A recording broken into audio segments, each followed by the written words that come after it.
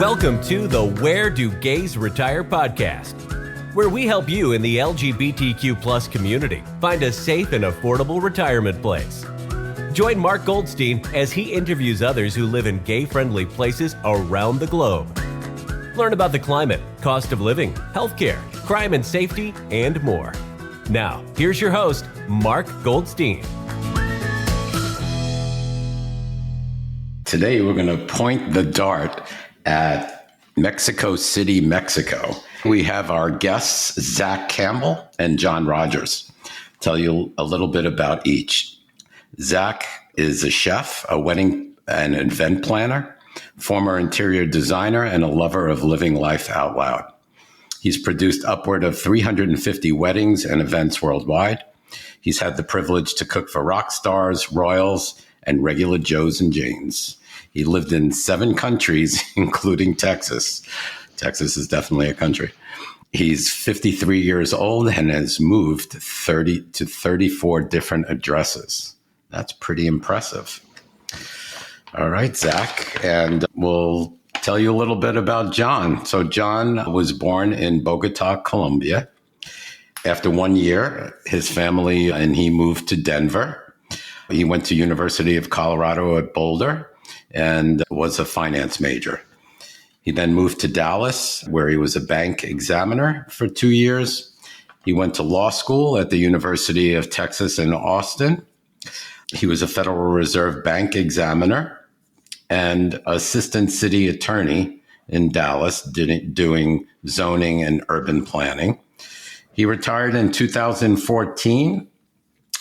He took some odd jobs as a flight attendant for Southwest Airlines. He worked at World Market, LA Fitness Gym, and his doctor's office. And he moved in June of 22. And you guys have been together for 4.5 years? Yes. 4.5 years. Okay. And now they're living in Mexico City. So, gentlemen, welcome to the podcast. Thank you so much for coming. Thank you for having us. Thank you. Sure. Tell us a little bit about your story, how you got to Mexico City from Texas, and just give us a little background on that. So I'll go ahead and start since I was the Mexico City catalyst. I had lived in Mexico before moving to Dallas. I had lived in Puerto Vallarta for almost 10 years, had a business there. And then when the financial crisis happened in 2008, it kind of kicked our butts and I needed to move back to the U.S. and kept the business until 2011, which I then sold and moved to Texas. Never having been there, went for the summer and stayed 12 years. Culturally, it wasn't really a fit for me. Business-wise, it was great. So it was a constant challenge to stay or leave. I married a Texan, divorced a Texan, and then I met John. and at that point, I wanted to leave Texas and was thinking of Los Angeles. My family is in the television business and wanted to be closer to them, as well as professionally. It was a great location for me to be in as a private chef, but also was open to other places, and Mexico City was option number 2. And then John and I talked about it. He was not keen on LA. I think he actually would have moved there. He says he wouldn't, but I think he would have. But we decided that Mexico City was actually a place that really resonated with both of us. The bonus being that my mother also lives in Mexico City. She's been here for about 10 years. She had previously lived in Vallarta. So it was a nice move to be near family. And that's how we got here, just after COVID. Excellent. I have a comment about LA. The reason I didn't really like LA is that it's such a car-centric city, and I don't like driving. And I spent my entire career at the city trying to make a city more walkable and supporting mass transit and stuff like that. And I just felt like that moving to LA would be some kind of punishment of moving to a city where you have to drive everywhere. But Mexico City, on the other hand, is very, very walkable.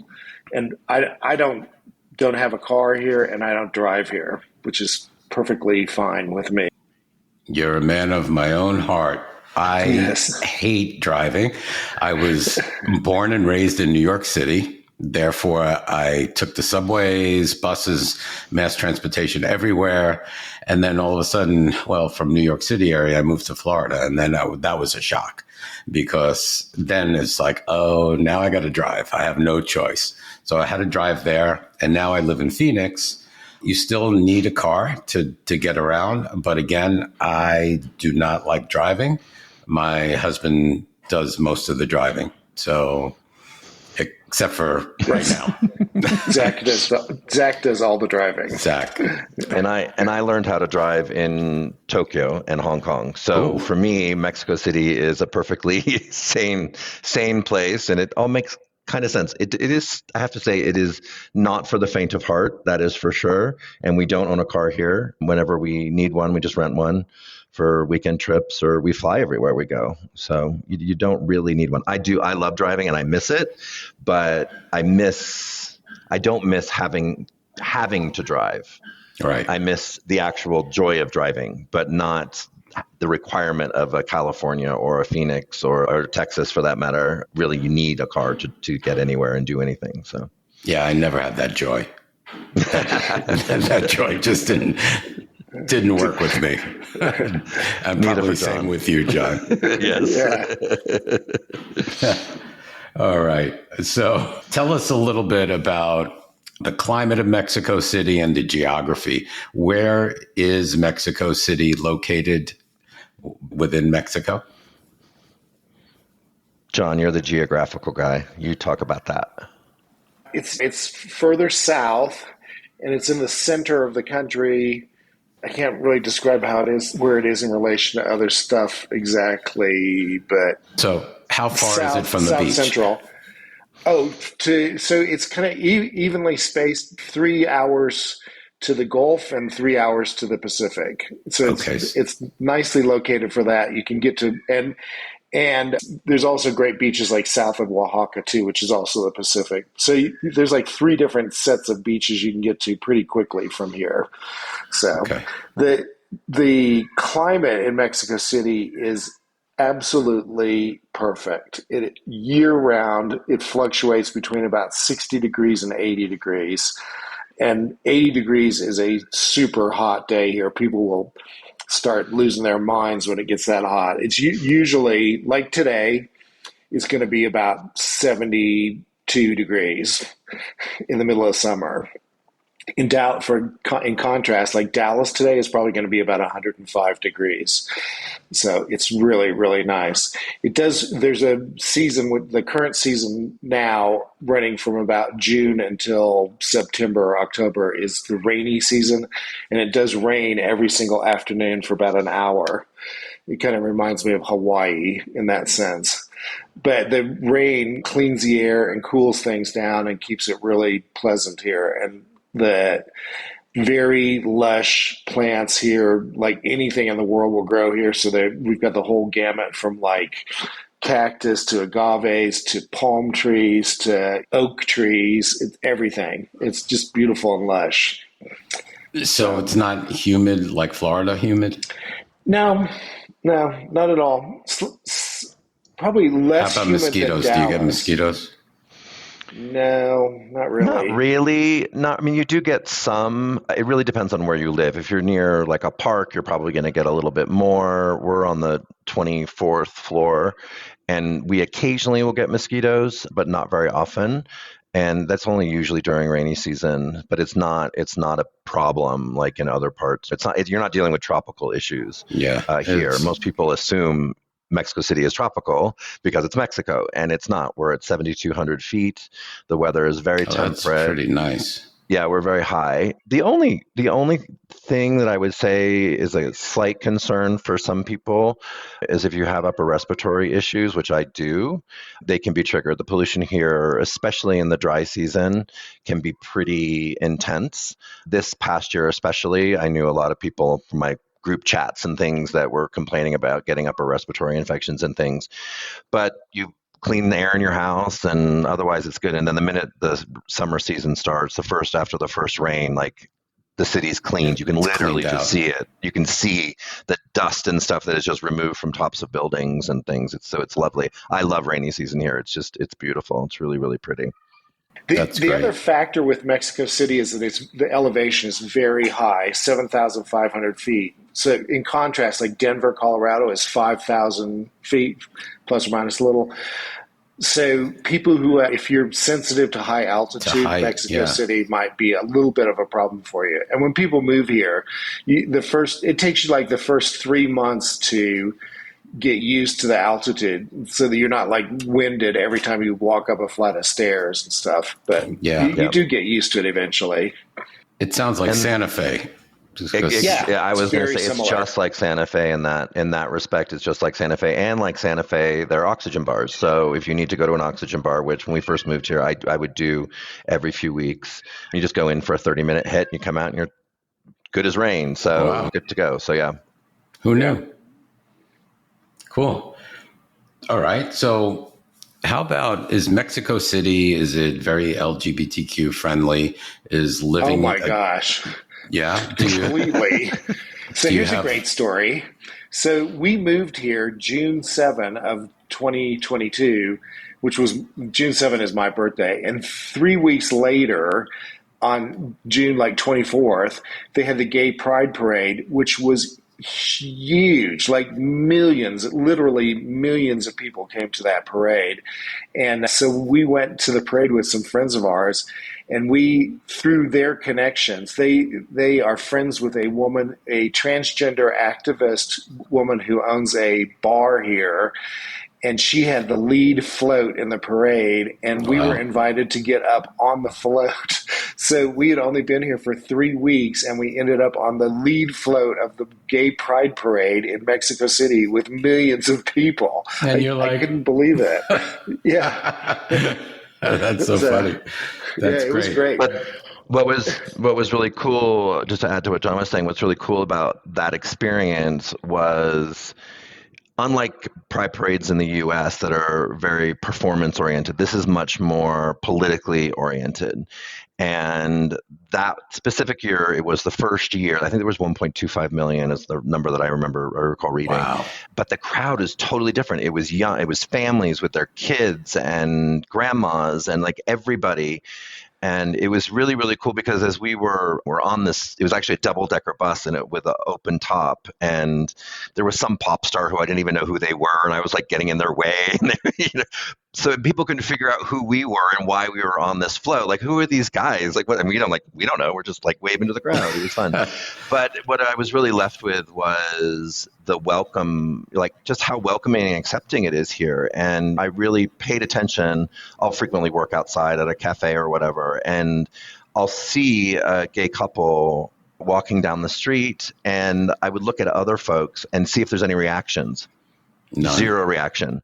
The only guy, I've seen one person who was a shoe shine dude, like across the street from our house, and he saw two very, very effeminate young men holding hands walking down the street together. And he kind of gave this snarly look. And I looked at him and I was like, "What's your deal, dude?" And he was like, "Oh, sorry." But that's really the only time I've ever seen it. You see lesbian couples. There's tons of trans folks here. There's we live in a neighborhood that is definitely a mixed neighborhood. We're near the gayborhood. It's it's one neighborhood over from where we're currently living and right across the street from where we're moving.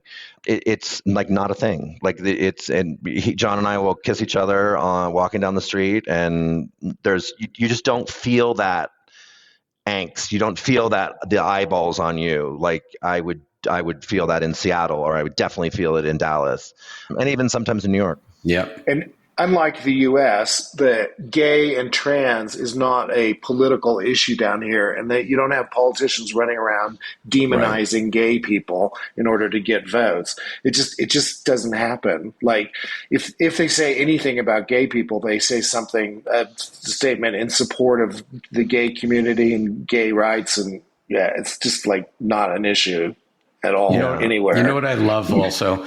Like you just mentioned, like you have all generations of family going to the Pride Parade. You have parents, the grandparents, the great grandparents. Everybody just chimes in. It's not a big thing. Whereas here in the U.S., not so much. Yeah. It's not more of a family oriented thing. Yeah, I don't think my mother's ever. I've never taken my mom to Pride.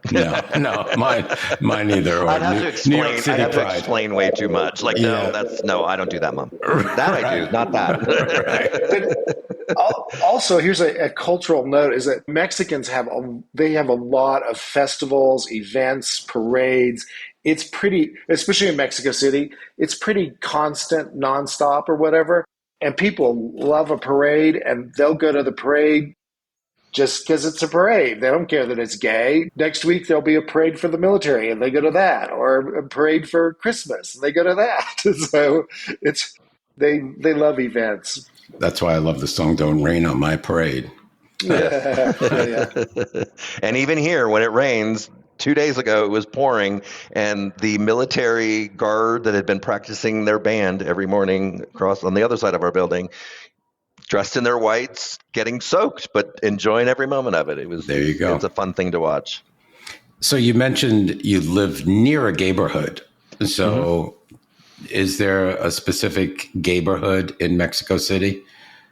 Yes. Where there are gay bars and gay restaurants? The gayborhood is in Colonia Juarez, Juarez, Juarez.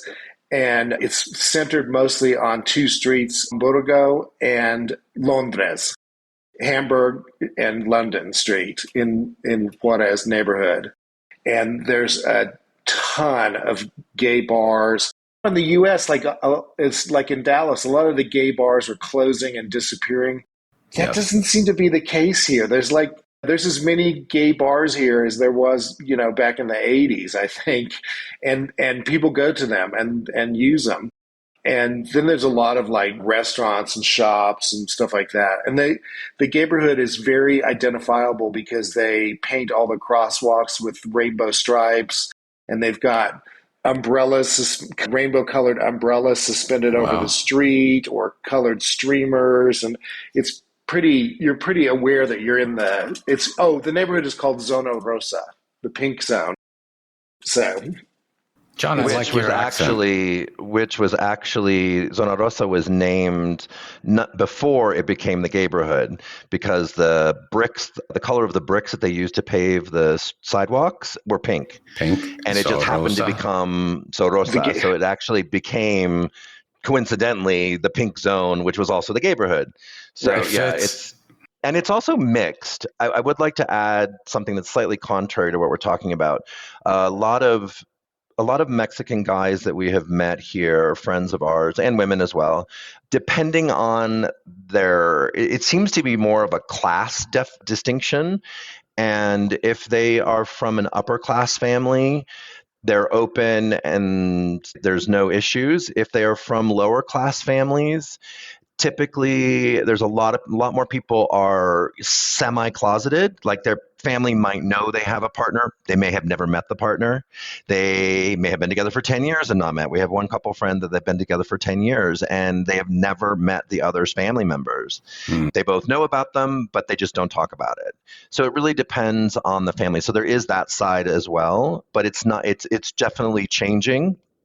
There is a conservative bent here. This is still a Catholic country. Yeah. And you do have some very, very Catholic grandmas that do not approve. Right. Even though the law says it's okay. But politically there were some physical concerns a number of years ago for the LGBTQ community here, and the government really came in and said, we're not doing this. There's hotlines. You report these people if they're doing this. So the government is really very much, even the conservative government is very much about equality. I mean, in the process of doing our remodeling our new home, we actually met the woman who lived in what will be my office in 1966. We met her the other day, and she came over to our apartment because she's a friend of our architects. Both very upper class, very wealthy families, and no one's even batted an eye that it's two men doing this. It's a non-issue. It's not even a consideration. Non-issue. And I would say, and like Zach mentioned, it is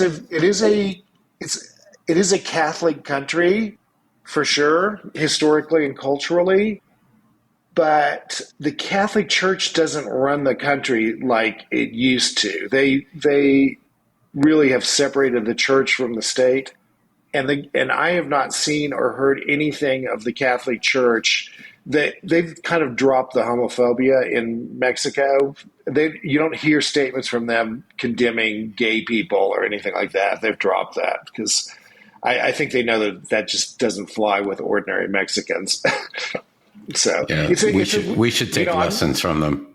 Yeah, For I'm sure. no expert on Mexican culture, but it's this weird dichotomy, it seems like to me, like where they're very Catholic, they're culturally Catholic, and they love the Catholic Church and all the history and the traditions of it and stuff like that.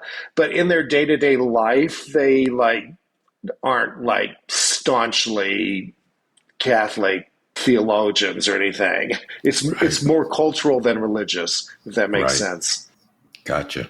And before I forget, do both of you speak Spanish? I had decent level tourist Spanish when I arrived here, and I've been really studying and working on it, and my Spanish is 10 times better than it was a year ago. It's still, I tell people that I'm functional in Spanish, not fluent. So At least you could get by. Oh yeah. I've gone and applied for permits with the government offices, and I conducted the whole thing in Spanish, and I can get by. So, but as far as going to a bar and having a screaming conversation with someone in Spanish, no. That's not going to happen. So, I will, for your listeners, if they want to know how to improve their Spanish, the best thing you can do is watch TV in Spanish with Spanish subtitles. That helps your Spanish immensely and really quickly. And also I listen to listen to music in Spanish only. And then the other thing I do that's really, really good is Google News, the app. You can select the news that you want to get. So I get news about the US and Mexico in Spanish. And when I'm reading an article, when I hit a word that I don't understand, all you do is click on that word and it will pop up the translation instantly. So it doesn't slow you down. And you can that improves your Spanish too a lot. And Spanish is not the hardest language in the world to learn. It's of all the foreign languages you could learn, it's one of the easier ones. So.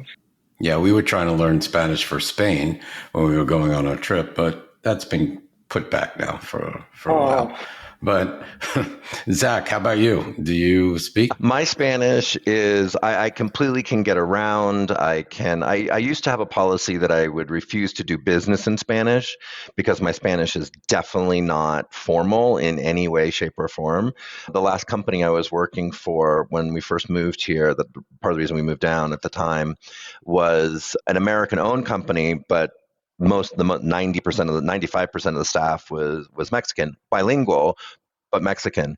And so all of our meetings were in Spanish, our weekly meetings. So I immediately, my quality of my Spanish went way, way, way up with that. And I would say just to tag on to what John is saying, don't be afraid. When I lived here before, I was always very concerned about being proper and saying things correctly, and now I don't care. I just say it, and I'll get, and then I'll rephrase it, and they're like, okay, got it now. And I don't speak in tenses really. I pretty much speak in one tense, and that's current, the present tense. But it works, right? And Mexican people love that you make the attempt. And a lot of times, conversations with my immigration guy, for example, I speak to him in English and he speaks to me in Spanish. And that's how we do the entire meeting because both of our understandings are there, but it's just easier. So there's a lot of Spanglish that happens. Also, depending on the neighborhood that you're in, John and I were just in Guadalajara last week, and there's very little English in Guadalajara versus Mexico City. If you are in Condesa or Roma or any of the gringofied neighborhoods, frequently, if they don't know you speak any Spanish, they'll bring you an English menu just to start off with. So language is really not a barrier here. And if you have any sense of technology, you can carry translators. I actually have earbuds that simultaneously translate the conversation, and I can speak in English and it will read it out on my screen. So I mean, there's that kind of technology that makes it almost effortless to live anywhere, but specifically here. Cool. And also, particularly in Mexico City, anyone who has a college degree or is a professional or is in any way associated with the tourism industry, they all speak English. So, sometimes it's actually frustrating for me because I want to practice my Spanish. And then they'll see that I'm English. a gringo, and they just launch into English. Yeah. So, because they want to practice their English. Yeah. And I have a friend that lives in Puebla. And he's an American, and he's been there for 15 years, does not speak one single word of Spanish. Really? Nothing. And no. Puebla and he is gets all along Spanish. just fine. And Puebla is a heavily Spanish town. Spoken, yeah. And he does fine. So I don't know how he does it, but he gets around just fine. So yeah, I would say language is never a barrier. If people are thinking about moving here, I wouldn't worry about the language. It will. Cool. It'll come, or you just, part of it is you have to accept the fact that, like, I may never ever be completely 100% fluent in Spanish, and I can live with that. Yeah. So, but really, the more Spanish you speak, the richer your experience is. Yes. Absolutely. So do not move here and not learn any Spanish. It's rude, and bad. Bad. You're in Mexico. That's the least thing. Speak the effing language. Yes. Try to make an effort. That's true in any country I've lived in. So I speak what I call taxi level. I speak taxi level Cantonese. My Japanese is now back down to a level of taxi, and I was not fluent in Japanese, but I was much closer to fluency. But even having a taxi level where you can order in a restaurant, where you can have a cab go where you need to go, where you can have a conversation with a shop clerk, like, it just makes things so much more robust. And then also when you have friends that are natively Spanish speaking or native speaking to the country that you're in, you end up creating a communication. Like, my business partner is Mexican. She's lived in the States, but she's Mexican. So she'll, in the middle of a conversation, she'll say, "What's that word?" I'm like, and she'll say it in Spanish, and I'll say it in English. And even in the structure of a meeting, a formal structure of a meeting, it doesn't matter. Like, everyone's like, whatever we need to do to get the communication out. So not judging yourself and not judging other people about the quality of their English or whatever your native language is really, I think, it just happens, and Americans aren't used to that because we're not faced with it. But like in Europe, everyone speaks different languages. Right. And even if you don't, you still can get along. Like, French people can understand enough Italian, and the Italians speak enough French that they can actually figure out that I don't want mayonnaise on my pizza. So, so I think that's the language, but just don't let language be a barrier. Okay. The thing that really changed it for me one time was I was like kind of whining about how my Spanish wasn't very good. And our best friend here, who's Mexican, he said, "Oh, don't worry about that." He said, "It's so cute to see you struggle to say stuff." He said, "I love to watch you do it." They love it. They love it. And they appreciate it. They do. They really appreciate it. And then they'll change to English if they find you're struggling too much. Yeah, if you really, really get stuck.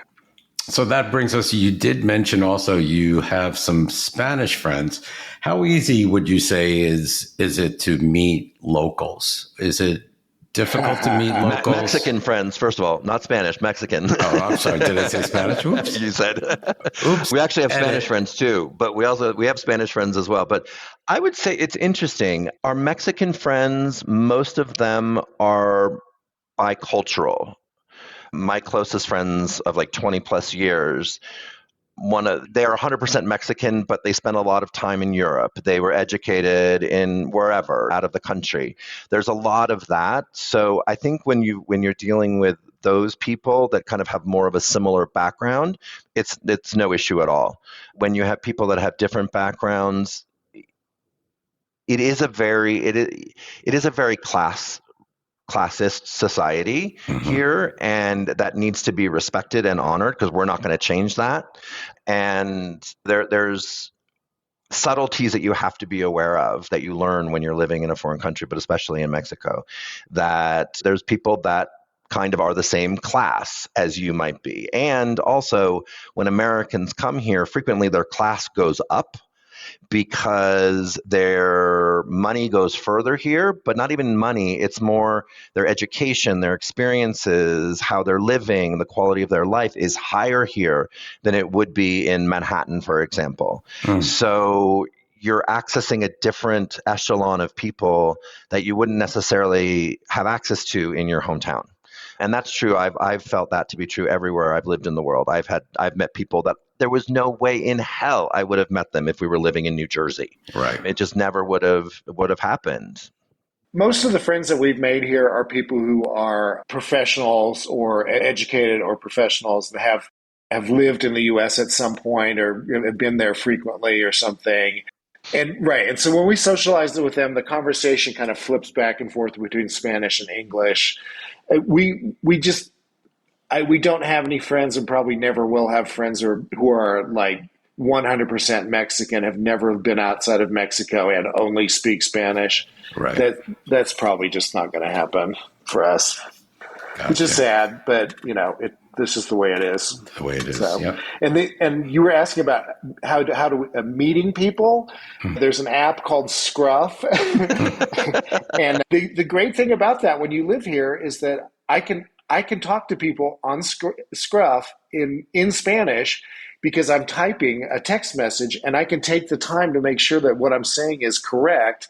And it's a great way to practice your Spanish with people that you may never ever meet. But I have conversations with people in Spanish and I can take my time and text it. So that's pretty good. Conversely, our best friend, he's our best friends. One of them is a director. We met them on Scruff. That's how we met them. And we were out with them last night. Like we went out drinking and dancing and did the whole thing last night. So it's again, technology really helps when you're assimilating into a culture. Yeah. Especially if you're not working. Mexico City has proven to be a little bit harder to meet people. I'm not 25, hang out in bars every night anymore like I was when I lived in Vallarta, or 30, I guess, when I moved to Vallarta. But so it's a little bit harder when you're older. My mom, who is 80, who also lives here, she has had a hard time meeting contemporaries as well. A lot of her friends one of her best friends is a 35-year-old Taiwanese woman. So it's a little bit more challenging, like it is in New York or any big fast-moving city, to meet people, because people have lives. If you're living in some of the retiree enclaves like San Miguel de Allende or Vallarta or Ajijic or Cancun or anywhere like that, it's much easier to meet people because you're not working. You volunteer, you work at the orphanage, you work at the library, you do this. That's what people do with their time in these enclaves. So they're able to meet people in a way. So that's been a little bit more challenging here than other places, but. So on that point, one of the reasons that Americans who move to Mexico tend to move either to San Miguel or Puerto Vallarta or Lake Chapala. Those are kind of the three biggies. If you move to one of those three cities, you should be prepared that your friends are probably going to be also fellow Americans. You're going to end up with or Germans or French or something like that, but not so much Mexicans. If you move to a big city like Guadalajara or Mexico City, you're going to have more Mexican friends. And one of the reasons we chose Mexico City was I wanted to have a real Mexican experience and have Mexican friends and not hang out with a bunch of Americans. So, and in Mexico City, if you live in the right neighborhoods, which is Roma or Condesa, which is where all the Americans move to in Mexico City, you will probably also end up with a lot of American friends. Gotcha. So, yeah. Well, you do. You're always going to meet other Americans and other Europeans and Canadians. Right. It just happens. You're expats, and you have that immediate connection because you both have a similar outlook on the world. Right. So even before you've met someone, you know that they weren't satisfied or they wanted more or whatever when they've moved to a foreign country, especially when they're still working age and retired too. The other little weird thing about Mexico City is that there are a lot of younger they call them digital nomads. And there's sort of people that come down here Americans and Europeans, but they're only here for like 6 months, maybe a year, and then they go back to whence they came. So we meet people like that, but you kind of have this understanding like this person's not going to be permanent in my life. They're going to disappear. So Right. and my nephew actually was down here for 6 months because he's a digital nomad, and it was great fun to have him. So. Gotcha. And Mexico City also is a very big tourist town. There's a lot of tourism here. And so off the apps and things like that, you do meet people and you form like little brief friendships where you are friends with someone for 2 weeks and then they go back. Right. But that's fun too. Yeah, absolutely. So tell us a little bit about the local economy. What's that like? Can you give us examples of real estate? There's a huge economic disparity here between the working class and the wealthy class, and then the foreigners that come in that can fall anywhere in between that, but generally middle to upper. I would say property in Mexico City is comparable to Dallas, I would say, as far as what you're going to get, location, all of that. So it's not it's not LA, it's not Manhattan, but it's not an inexpensive city as far as real estate. The interesting thing here is that rent is not compensatory to the value of the property in the same way it is in the States. So $1 million property in Dallas, for example, is going to be $10,000, $12,000 a month for rent. Right. Here, that same apartment is $4,000 or $3,500 a month for the same apartment. So if you're renting is very different than if you're buying. Once you buy, the overhead is very, very low. I mean, our new condo, I think our HOAs are like $300 a month or something compared to $1,700 in Dallas. So it's very different. Working class, the people in the service industry here, like our housekeeper, who we love and adore, and she's part of our family. She makes 600 pesos a day, which for her is a really, really great salary, and she gets benefits, government benefits, and all of that. Now that we're able to register domestic staff, so you have to be very cautious of that and very aware that, especially as a foreigner, you are, even if you're not considered wealthy where you're from, here you are. And you have to be smart about that. And there is definitely lines and that you have to maintain that are cultural lines that really have to be maintained in order for everything to work the way it needs to work. Mexico City, as far as living in Mexico, is cheaper than most of the gringo enclaves around the country. Like food is cheaper here than, say, even in San Miguel de Allende, which is only 3 hours away. It's definitely cheaper than Vallarta. It's for nationals living in pesos. It's a very, very expensive city to live in. If you have the luxury of making dollars, even if it's your retirement or whatever, you're making dollars and living in pesos. So it's even with the challenging exchange rate today, your money goes a lot further here, a lot further. I mean, John lives on his retirement. My mother lives on hers, and there is no way they could live on the level of life that we live here. There is no way they could do that on the amounts of money that they're in the States. It'd be a fine existence in the U.S., but it would not. I mean, we travel all the time. We eat beautiful food. We don't really have any limitations here. Gotcha.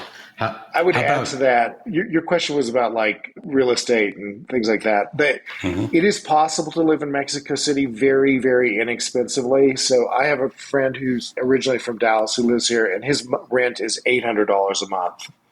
So for a great apartment. Yeah, a very nice apartment in El Centro, which is downtown. So you can, if you have limited resources, like you're on Social Security and you're careful about where you live, or you're willing to maybe have a roommate, you can live here very, very inexpensively. Yeah. Gotcha. How about give us an example, like a 2-bedroom, 2-bath condo? What are we looking at? To rent? No, to buy. To buy? It depends on the neighborhood. So in Roma and Condesa, which are I like to call them the gringo starter neighborhoods because that's where everyone feels most comfortable. They live there a year and then they realize there are other neighborhoods. You can get a 2-bath, 2-bedroom in those neighborhoods starting, what, John, at about 250,000? Yeah. Yeah, depending, and then all the way up to $1 million if you wanted to. But you could get a nice place. If you move to other neighborhoods that are equally as nice, but maybe not as gringo popular, but that are equally as lovely, you can buy a place, a 2-bedroom. Well, yeah, there's so many different levels. New construction, you're going to be looking at 250, 300,000 for a 2-bedroom. It's pretty good. But if you go into an older building in a less popular neighborhood to buy a condo or something, you could probably get into it for 150 to 200, 250. That's like a 30-minute commute into Zona Rosa or wherever. If you go out just that far, the prices are dramatically different. Yeah. Places like Vallarta's gotten very expensive in my mind. If you're living in the heart of Zona Romantica, which is the neighborhood in Vallarta, you're looking at $400,000 or $500,000 to get your foot in the market there if you're living in that neighborhood. When I lived there, it was $75,000 to get into the neighborhood, but it's changed a lot. San Miguel de Allende has also gotten much more expensive, but the minute you leave the centro, then the prices drop dramatically. Right. So it really depends on the lifestyle that you want to have, the neighborhood you want to live in, and what your budget is. But there's definitely there's budgets for all levels, which is really nice. And then as far as go ahead. As far as medical goes, as always happens in our household, as far as medical goes, that is really one of the biggest things. Like I have health insurance in the U.S. and California. John has Medicare in the U.S., just switched to that recently. But all of our day-to-day medical stuff, we go to see doctors here. I can get reimbursed for it. I rarely submit them. You can see... You pay out of pocket. You pay out of pocket. For example, my mother had COVID and pneumonia at the same time. Not great for an 80-year-old woman. No. But she went and saw a lung specialist that is one of the 10 lung specialists in the world that is licensed to do lung transplants. She was with him for an hour and a half.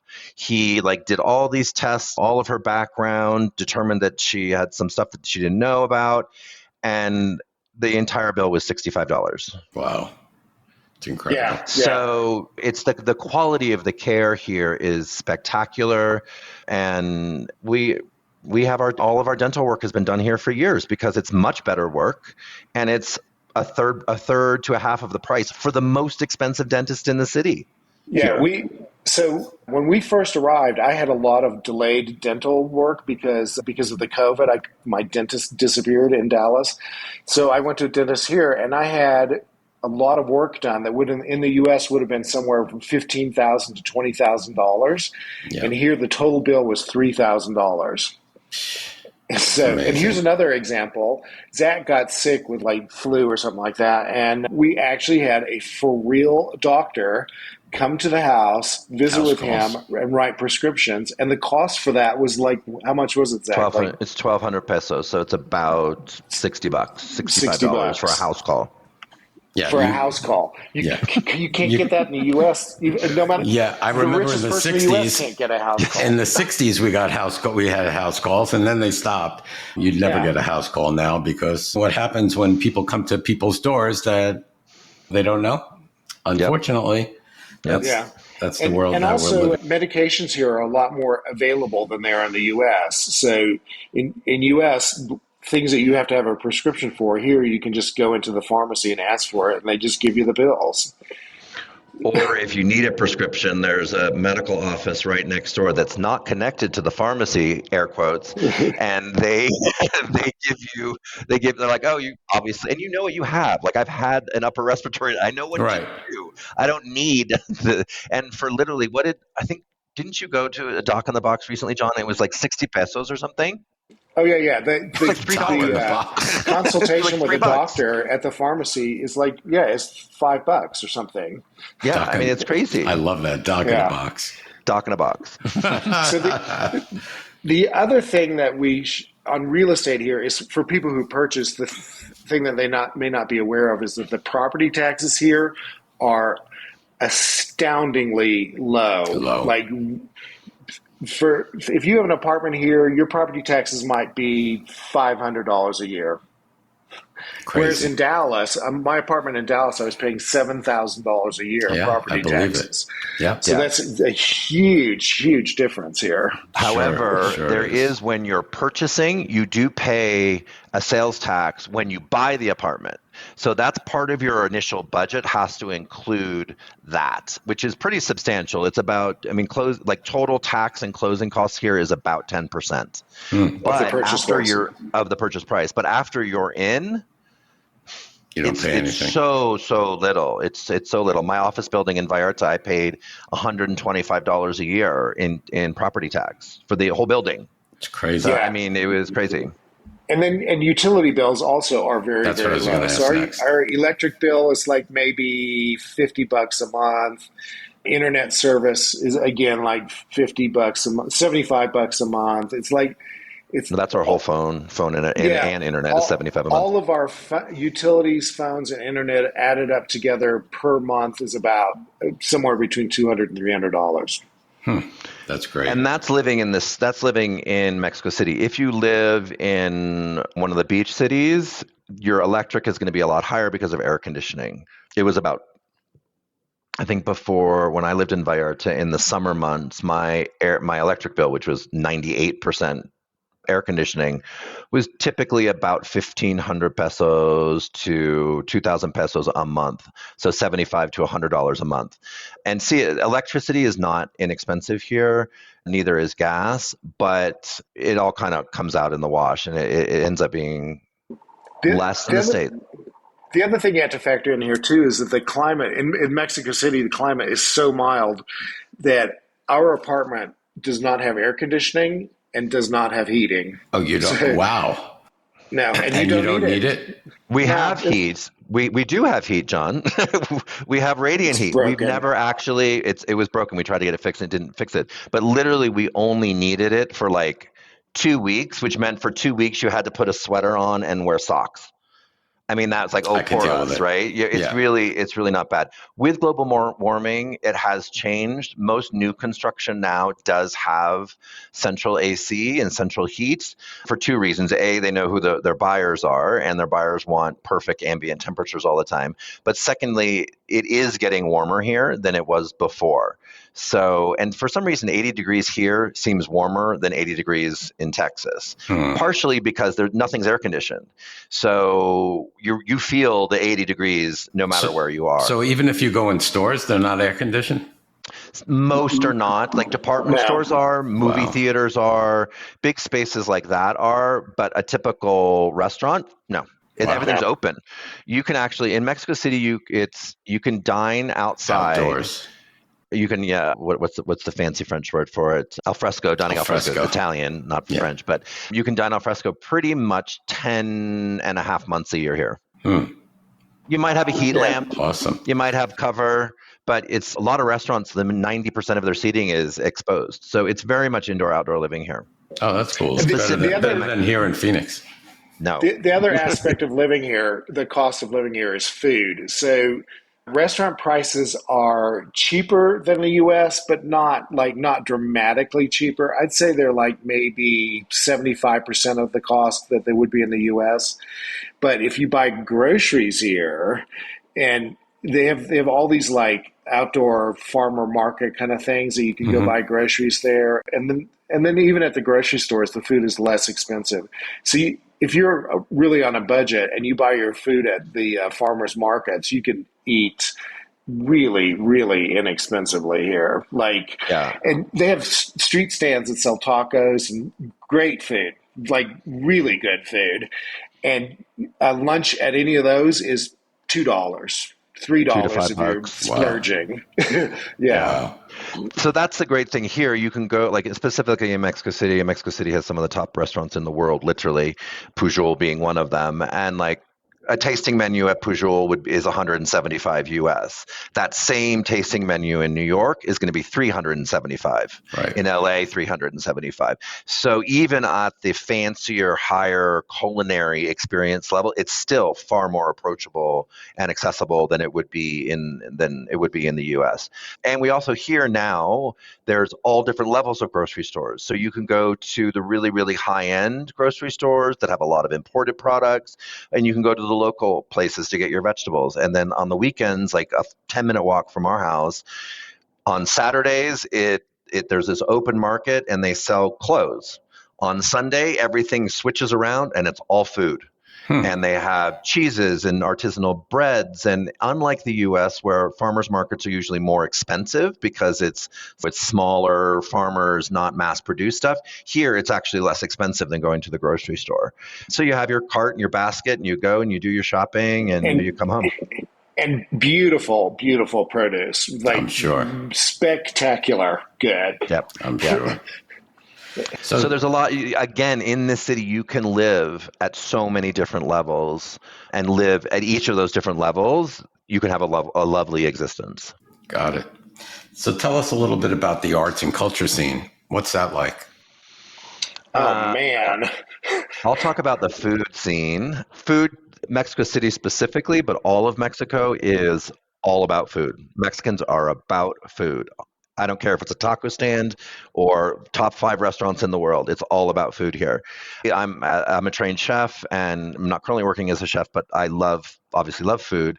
And the creativity in this country is just remarkable. The level of quality of the food, and one of the best meals John and I have had since we've lived here. We were in Oaxaca, outside of Oaxaca, driving around, and a good friend of ours who owns a raicilla company here, or mezcal company rather, he sent us to this little place, and we were literally driving out there, and John's like, I'm a little concerned. This seems a little far. And then all of a sudden, in the middle of nowhere, where there's chickens and dogs in the street and mud pits and all that stuff, we pull up to this little garage that's part of a house, and literally had the most amazing meal that I've probably eaten in Mexico ever. And it was a prefix. It was, I don't know how many courses. It was like 5 courses. It was paired with different mezcals. Lunch for the 2 of us was 750 pesos, which is about $40. And 8 different flavors of mole. Yeah. We just said cook. And she was like, yay, okay, cool. Yeah, she does 8 different flavors of fantastic moles. So there's so many options on the food side. On the art side, here, this is the hottest art market in the world right now for modern artists. We have a very good friend who is an art dealer here, and my stepbrother shows around the world. He's a very renowned artist. And this market, we have Art Basel here. Not Art Basel. What's it called here, John? The version of Art Basel, but we have it here. We just went. It was amazing. So literally all the world's biggest art dealers are in town. And the whole city, from fledgling artists to really established artists, are represented here. So there's a huge artistic community, and it's a great place to invest in art. And at all different levels. John, do you want to talk about architecture?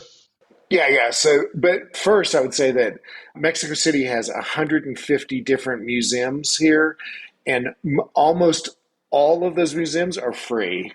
So it's the art and culture in museums is very accessible. Some really great museums. The chief being like the Museum of Anthropology, has all the pre-Hispanic art in it, and it is a must-see, world-class museum. It's really wonderful. Tons and tons of art galleries and shops that are selling art, and they tend to have all these weekend art fair things in the park where you just go and there's like several hundred artists showing their paintings and stuff like that for that sort of thing. The thing I've noticed here that's is a little surprising to me, because Mexico City is the big city of Mexico. You would think they'd have like a more active theater scene. There's no equivalent of Broadway here. I was going to ask you about that. You don't get like the big Broadway plays so much. there is a very active sort of community theater level here, and we've been to a couple of plays. We have a friend who's an actor. He's currently in a couple of plays. So American. if you like the community theater level of theater, there's a lot of that here too. Tons and tons of like concerts. If Madonna goes on world tour, one of the stops guaranteed is going to be Mexico City. So like all the big name acts come here, and then there's like tons and tons of music festivals and things like that. Yeah, so they're very big on outdoor. DJs, electronic dance music, like all of that is huge. We do get Broadway, but I would say it's above community theater. It's professional theater, but it's not Broadway level. Like right now they've got Vaselina, which is Grease, the Mexican version of Grease. Our friend, there's a number of different shows. So there is that, but it's always in Spanish, obviously. Yeah. And so it's not the same experience for us going, but for nationals going or people that are completely fluent in Spanish, both fluency and culturally, they can go to those kinds of shows. There aren't as many, and they're not at the same level of a Broadway. They're like when Broadway goes on tour, when they're in Poughkeepsie or they're in I don't know, somewhere in Ohio, right? Yeah. It's or Phoenix for that matter. You're not going to get the Broadway experience, but you're going to get decent theater. Right. Jazz is a big thing here. There's there's not a lot of clubs. There's like 4 or 5 jazz clubs that are really, really good and get some really top talent from around the world.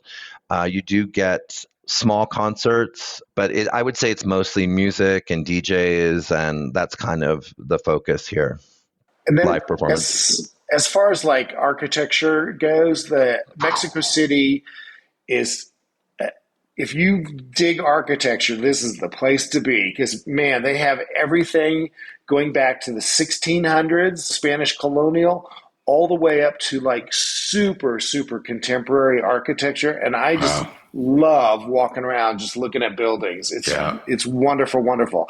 And the other thing that Mexico has tons of is pre-Hispanic archaeological sites. So they've got the Teotihuacan, which is the pyramids just outside the city. I always take people to that. They've got the Templo Mayor in downtown Mexico City, which is the original Aztec temple. They've got that. And then scattered all over the country there's like, I don't know the exact number. It was like 3,000 or 4,000 archaeological sites in the country. Wow. So if you're into that, you can spend the entire rest of your life studying that stuff. And of those archaeological sites, only 200 have actually been excavated and you can tour. So, I mean, it's endless. Like what they're doing with the Mayan train right now, that's going to open up a whole bunch of new areas. But yeah, there's a lot. You get everything here. Fashion is huge here. My business partner just did the Christian Dior show here. It was the Christian Dior cruise line collection. And it was this 3-hour spectacle. It was just absolutely amazing. But they're hosting it in a 600-year-old school. Right. It's just the juxtaposition of the contemporary and the historic is palatable, is really palatable here. You really experience it on every day. Every day you feel it. Yes. And the other thing that needs to be mentioned is that there is a ton of outdoor activities. So there's lots of walking. They close down Reforma every single Sunday so that people can bicycle on it. That Reforma is the big main street. And then Mexico City is ringed by mountains. So within a 30-hour drive, you can be up in the mountains hiking on beautiful, beautiful mountains. Great beaches are a 2-hour plane ride away. Like, so if you're into outdoor activities, like there's a lot of outdoor here.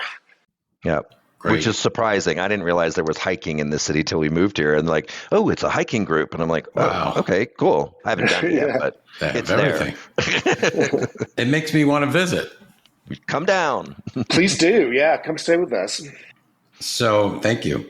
So tell us a little bit about public transportation. It's a big city. Do you know what the population is, by the way? 24 million.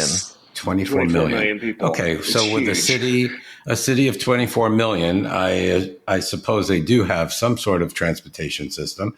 Tell us a little bit about that. Do they have subways? buses? That's a question for me because Zach doesn't use it at all. Mexico City has a really extensive mass transit system that's made up of several different components. So they have a subway, they've got dedicated bus lines with permanent stations, so it functions sort of like light rail. Mm-hmm. And then they've also got your typical city buses, and they've got a million taxis, and Uber is big here.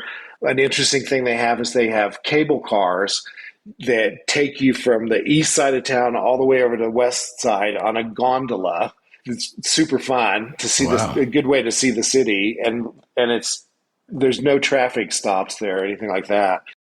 And when they set up the mass transit system back in the 60s, a large number of people in Mexico were illiterate. They couldn't read at all. So the entire system is color-coded and has symbols for stations. So you can navigate the mass transit here and not even be able to read. So it's very easy to navigate. It was also, let me interject one thing, John. It wasn't just for people that were illiterate. There's also, I don't know how many different dialects of Netwal and the different languages that are natively spoken here. So when people come in from the mountains, they can and go to trade their goods at the markets. They could still navigate the system with speaking whatever their language was by following the symbols. Cool. Right. The one downside of the mass transit here, I would say, is that because it serves 22 million people and it probably needs to be twice as big as it is now, I would not get on the subway during morning rush hour or evening rush hour. It's super crowded. It's just like not worse than fun. New York City. But Mexico City is very, very walkable. So I end up walking a lot of places. I don't even Uber. If something is within an hour walk, I'll just walk it because from your home, you see a million things. From your home, can you walk to like the grocery store, the pharmacy, the doctor, whatever you need? Like our dentist, we need to Uber to because he's in Polanco, but it's a 20-minute Uber ride. I mean, you could technically walk it, and John has walked it before. I have walked it. The only public that I use, because I work from home, so I really don't need to go that many places. Mm-hmm. I use the city bike system. So it's EcoBC, and you pay, what is it, $30 a year or something like that. And you go up, you have a little app on your phone, you scan it, it releases the bike, it tells you where you need to go, you follow it, you get to your destination, you park your bike and you walk. So for me to walk to my mom's is like 40 minutes, but it's like a 12-minute bike ride. And that's how I get around the city in dedicated lanes. Yes, they have dedicated lanes, so it's very safe to ride bikes here. It's not like taking your life into your hands to ride a bicycle in Dallas, Texas. It's very safe here. Yeah, like and you get a lot of attitude from the bikers when you're in their lane. They're like, they honk and scream at you and be like, "Get out of my lane!" You're like, "Sorry." Just so how much does the subway cost? Oh my gosh, a typical subway ride costs 6 pesos, which is like 30 cents. Oh my God. It's crazy. Yeah. It depends on how far you're going. I don't know really, but I think it has to do with distance and how many trains you have to change. And if you've got to do train and bus combination. You buy a Metro card, a plastic Metro card that you can reload with more money. Mm-hmm. And that card is good on every mass transit they have, buses, the subway, the cable cars, everything. The bicycles, everything. Bikes, everything. It's super, super, super unified system and very easy to use. Okay, let's talk about crime. Everybody wants to know about crime in Mexico. Is it safe? Is it safe? Is it the cartels? Are they going to get me?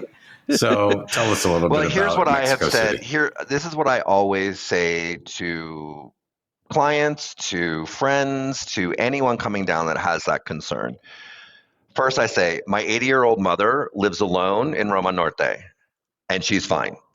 So that's how I start off. And I said, if you don't engage with prostitutes, if you're not buying drugs from street drug dealers, if you're not hanging out in cartel bars, you're going to be fine. It's fine. Yes, that exists here. It is an issue in this country the same way it's an issue in the United States. Mexicans don't carry guns the way Americans now carry guns. To get a gun license here is very, very challenging, and you really have to have a reason. Random people don't carry guns here. John can share one of our first stories when we first moved here of an experience as two Americans living in Texas moving to Mexico City. It's a big city. There is crime. You have to be aware, but there's crime in Phoenix, there's crime in New York, there's crime in LA. Right. You've got to be aware. In the neighborhoods that most of us are going to be living in, they're perfectly safe. If it's 3:00 in the morning and you're coming out of a nightclub, take an Uber. Don't be a dumbass. Take an Uber, but you should take an Uber in Dallas or New York or LA also, right? Anywhere. So it's no different than any other city. Specifically on the subway, my mother and I and some friends were going further outside of the city to one of the big markets. This was during the early Trump years, and there were some gang members that were targeting us verbally, and we probably would have gotten mugged, to be quite honest. But what happened?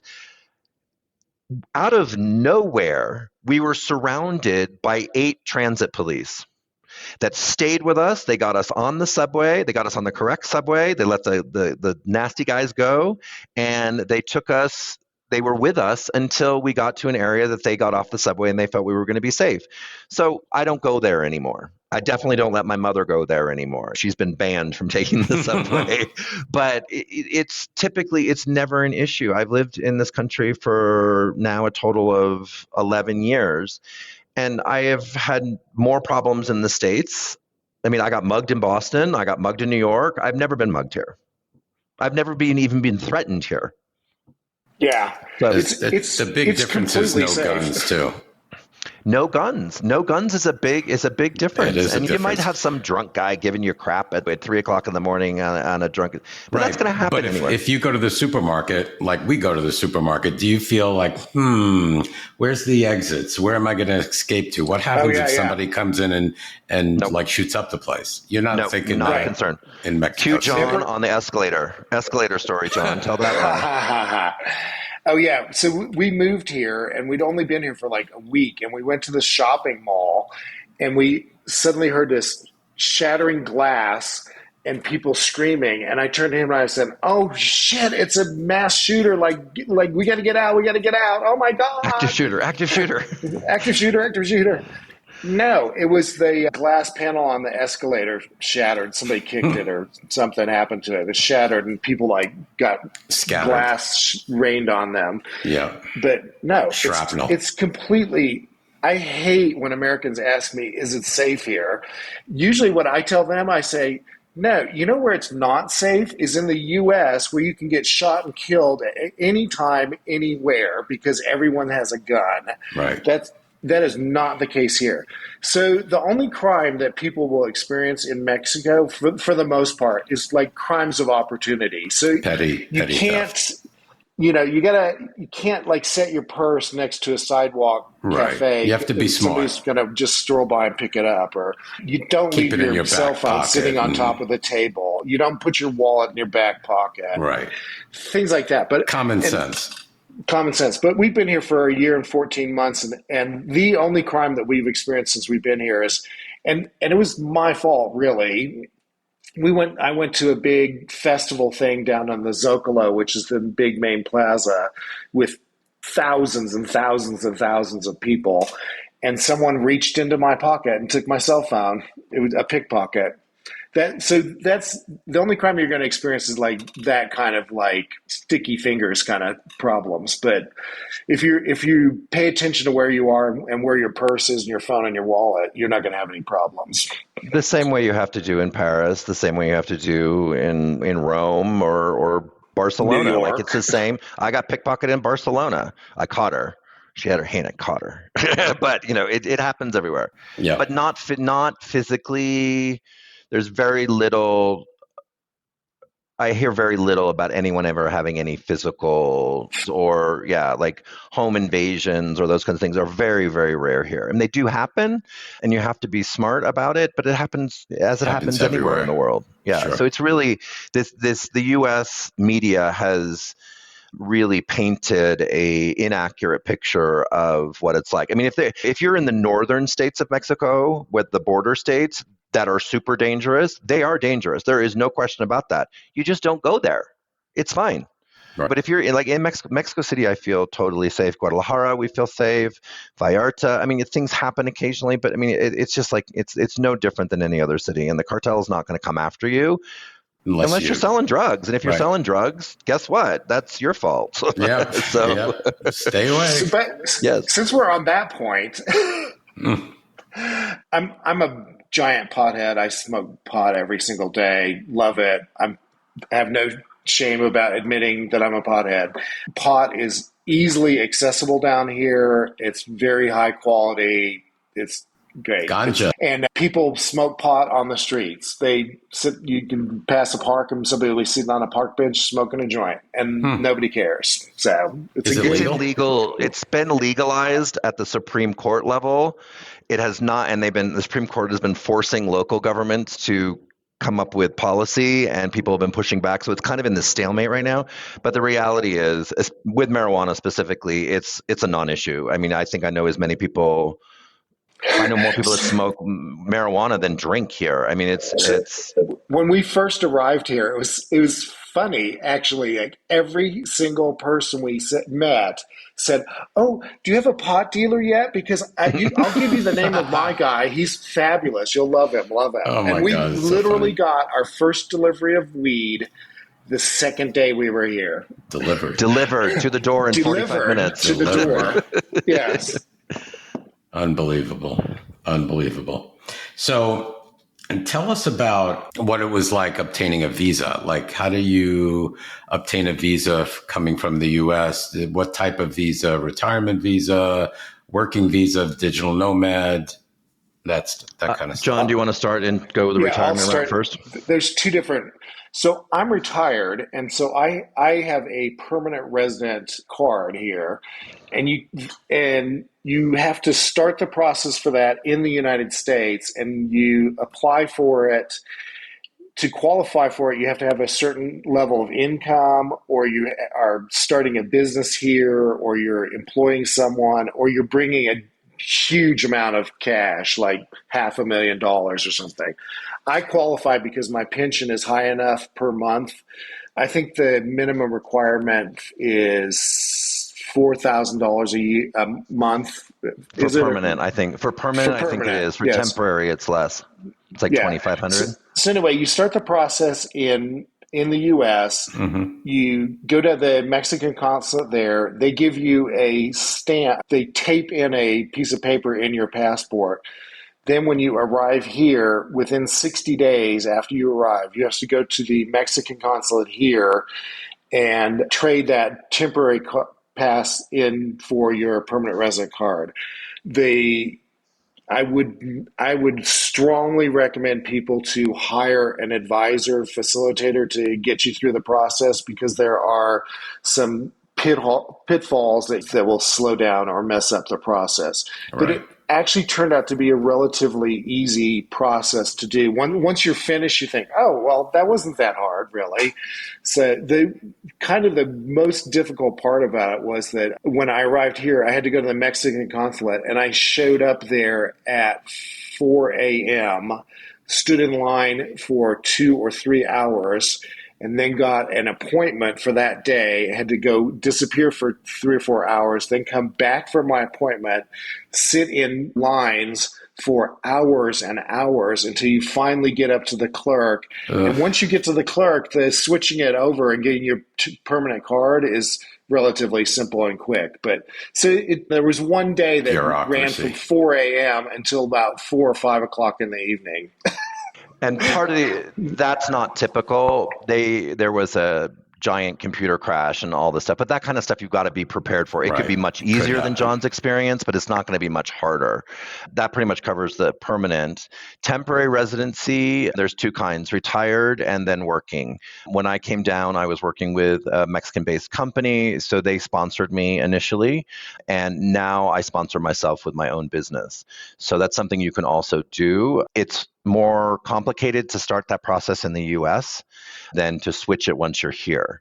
It's easier to switch it here. Once you're here, there's the other options that you can do, having a really good immigration person on the speed dial is a good thing. When you have a temporary, you have to renew that temporary every year. When you have a permanent, John will never have to replace his permanent. I will have a temporary for, I think it's 3 years. And then at the 4th year, I will then automatically be turned into a permanent resident. So after that, I won't have to do it every year again.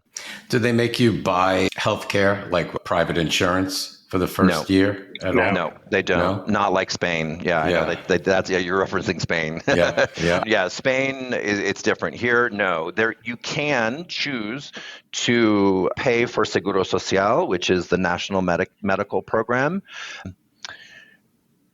My father was going to move here at one point, and we were going to get him on Seguro Social, but then, so that would kind of be what we used to call major medical insurance, or catastrophic medical insurance in case something was happening. As far as day-to-day maintenance, you just pay out of pocket.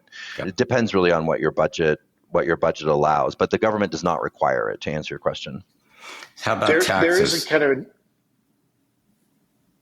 Mark, go ahead. There is an insurance that some people buy that will fly you back to the U.S. if you have like a massive heart attack or a stroke or something like that. Yeah.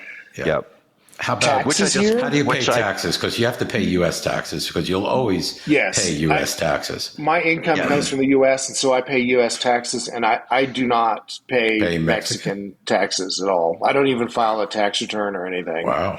So for me, it's a combination because I make money in the U.S. and I make money in Mexico. So for me, the U.S., it's a little challenging when you're making money in both. But if you're just making money in Mexico, you actually make up to, I think it's $107,000. You pay Mexican tax on, but you don't pay U.S. taxes on that as an expat. Obviously, if you're working in both countries like I am, you need to have an accountant that can manage all of that for you. Right. But if you're just making money in Mexico, then it's fine. If you're retired and have investments in Mexico, you do have to pay U.S. tax on that. Investment here is fantastic compared to what you get in the States. My mom just bought a 12-month CD that's 9.75% interest. Wow. Yeah. So she does pay U.S. taxes on that, but it's way outperforming what her portfolio is doing in the States. So it makes sense, and it's not hard to do. The Mexican Hacienda, which is the Mexican IRS, and the IRS do now report back and forth to each other. So when you open a bank account here, you actually have to give your U.S. Social Security number now. That did not used to be the case, but it now is the case. So things have changed here tax-wise in the last few years, but it's very easy to do, and there's specialists that specialize in cross-border taxes. If you're retired, it's much easier. I mean, I know a lot of people now that don't even have Mexican bank accounts because credit cards are everywhere. They just withdraw. Charles Schwab, for example, returns all your fees back to you. Yep. That's what my dad did, and he lived in Lima, Peru, and he'd get paid in the U.S. from his retirement, and he would withdraw it into soles in Peru from an ATM, and that's how he did it. So it's much easier to do now. It's not as complicated as it once was. Yeah, I would say kind of on that same point is that if somebody's thinking about moving to Mexico, one of the things that they really need to research and know about is how are they going to get money from the U.S. into Mexico? And I have kind of fumbled around on that for a year, trying to figure out the best way to do that. I banked at Chase, and they don't tell you this explicitly, but Chase pretty much won't service an account outside of the U.S. They just won't do it. A lot they of block banks them with security and all that. Every time you charge something, they block it, or it's just such How about a Wise? hassle. Have you ever used Wise? I don't use Wise personally. I have found that I have a Charles Schwab account, and they are sort of designed for people who live outside the U.S. And so it's easy to transfer money with them, and that's who I use.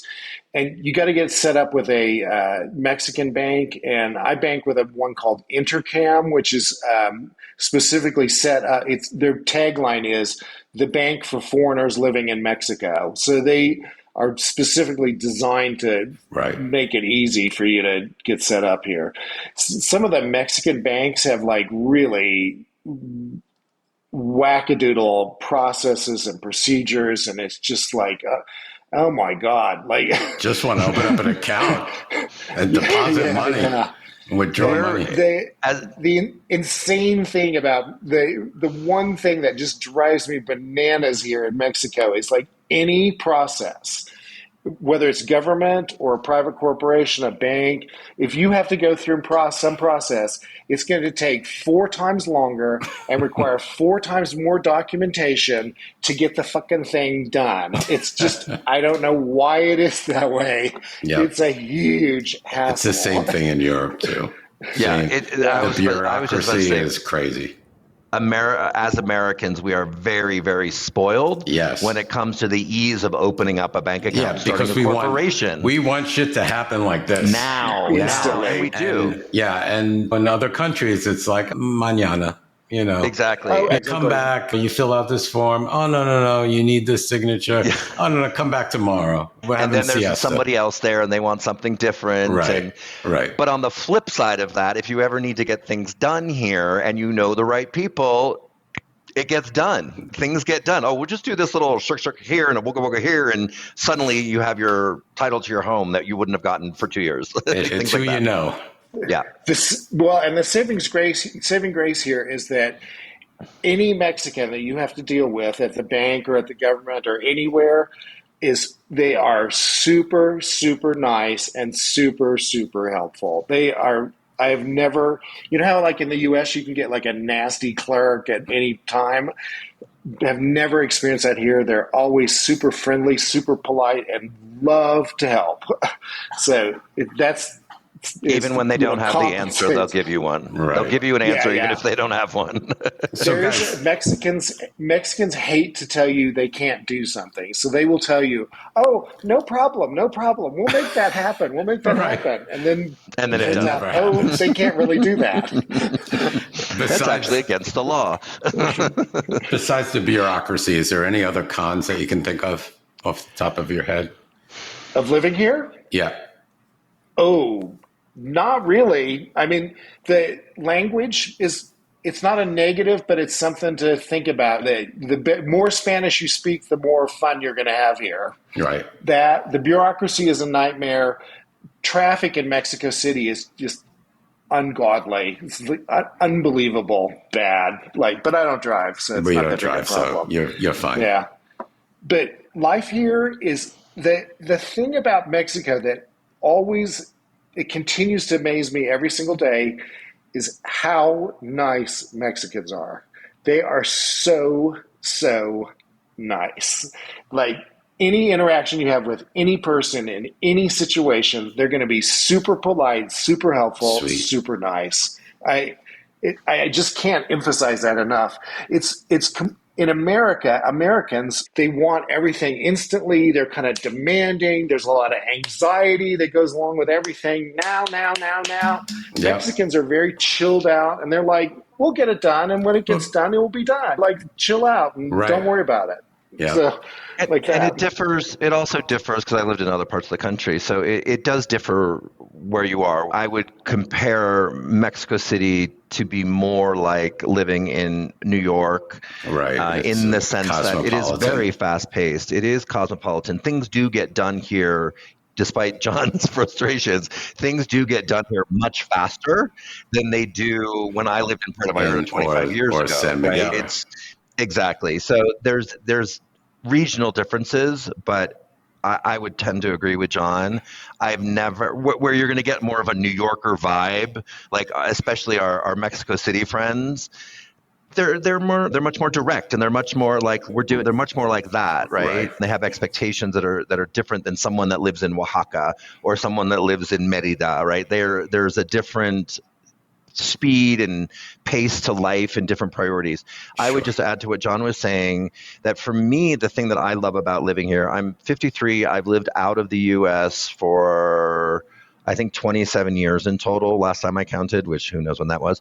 But the priorities in Mexico are more about friends and family and hanging out. When you go to lunch on a Saturday here, lunch starts at 2:00 and you could be sitting in the restaurant at 7 p.m. And, it's, I mean, comida is like, it's an event. Like you see family. There's no rush. No, absolutely not. There's absolutely no rush. And you'll sit there and drink beautiful wines and have beautiful food and converse with your family and friends. And that is what life is more. That's what all the hard work that people do is to create and enrich that experience. I love it. And I think the U.S. has lost that in many ways, in many parts of the country, in the majority of the country. The culture has changed in the U.S. And whenever I go back, I'm like, oh God, what is that? Like, I want to let's have a 3-hour lunch. Like, get used to it. It seems to me that Mexicans work to live and Americans live to work. Yeah. So that kind of sums it all up. Yeah. Yep. So guys, in wrapping up, what would you say to our audience if they're thinking about relocating to Mexico City? Do it. Do it. You will not regret if you move to Mexico. I can guarantee. So we're on all these like blogs and like Facebook groups and stuff. We follow people, and I've chatted with hundreds of people on those things, and I have never once heard someone say, oh, I hate Mexico, I'm going to move back. I've never heard that from anyone. I've not heard that in Mexico City. I had heard that when I lived in Vallarta. There would be people that had a certain expectation of what life was going to be like. They would transport their entire Canadian or American world down to Vallarta, and they're like, well, this isn't what I expected. Right. So I would say my recommendation, this is after living in as many countries as I have, my recommendation is if you're planning on purchasing a home, wait at least a year. Live in the neighborhood, or if you can, like do long-term Airbnbs and check out different neighborhoods. That's a great way to do it in Mexico City. In San Miguel or places like that, you don't need to as much because you can kind of get a sense much quicker. But this is a really big city with very diverse neighborhoods that have very different vibes, and you want to be in the right vibe. So that's one thing I would say is a cautionary tale, just to be cautious of when you're moving into those places. And it's going to be different. Every country you live in, I've lived all over the world, and every country I live in, you don't really know where you're living for at least 2 years.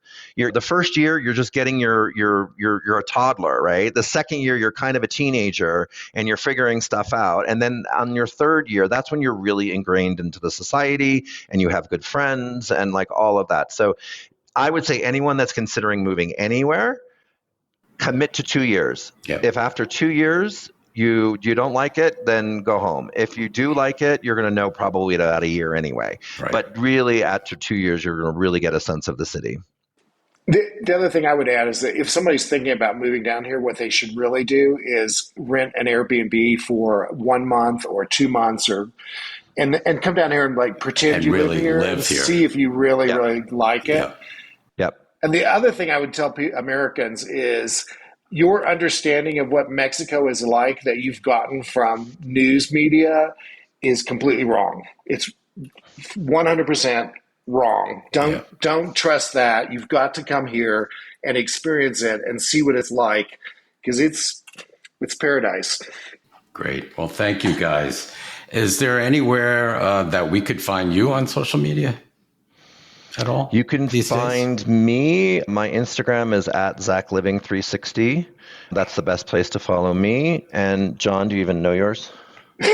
No. That's okay. I can look it up real fast here. Yeah. That's fine. We'll get John through you. All right, good. Sounds good. Yeah. So thank you so much, gentlemen, for... this was fun. Thank you for having us. Yeah, thanks for coming. I really enjoyed this, and it gave me a new perspective on Mexico City. I was wanting to hear about Mexico City, and you told it all. You got it all. And I'm serious. We have a big guest bedroom, and we love to host people. And if you want to come down and visit Mexico City, you are welcome to stay with us. Thank you. I appreciate that very much.